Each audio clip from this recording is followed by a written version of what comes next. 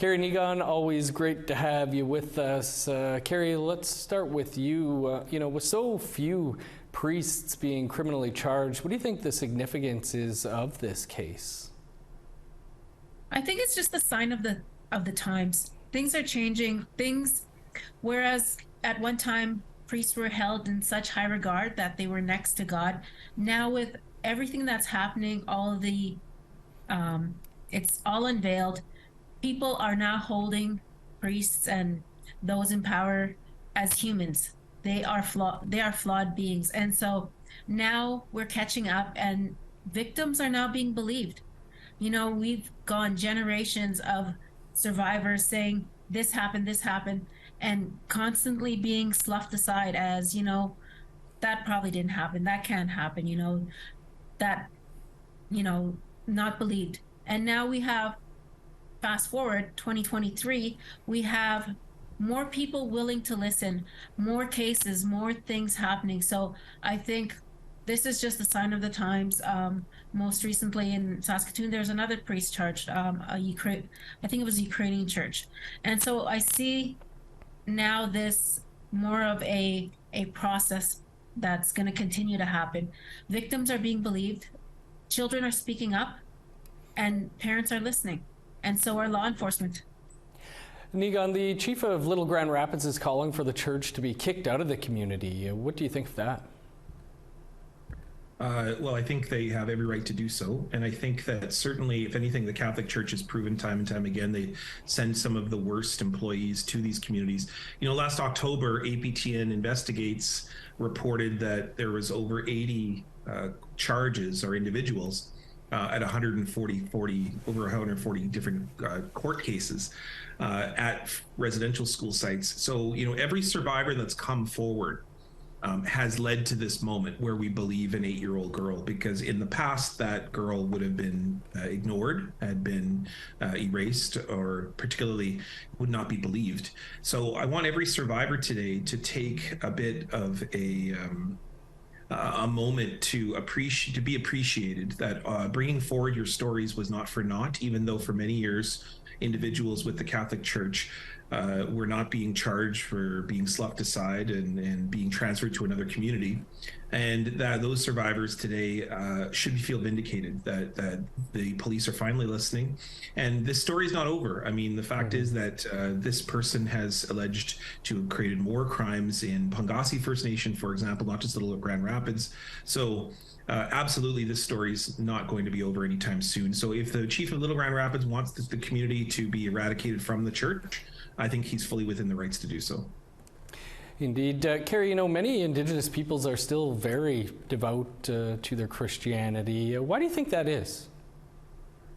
I think it stems to residential school.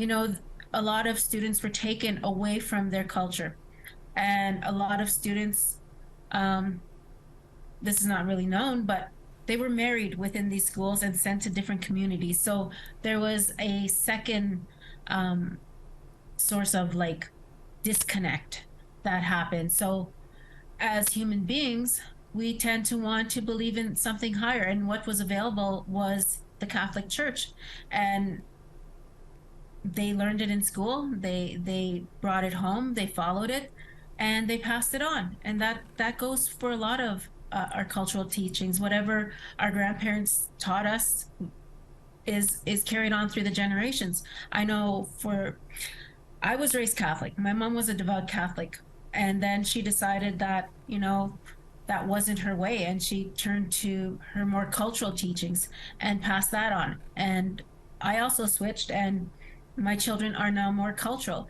But it happens because of what was available. And so I see a lot of people within the northern communities of Saskatchewan, they're very devout Catholics.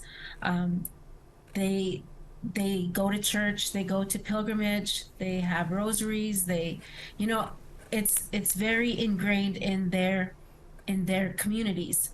But I also see younger people who are now wanting to learn more about their cultures, and they say, well, what about me? What was my traditional teachings?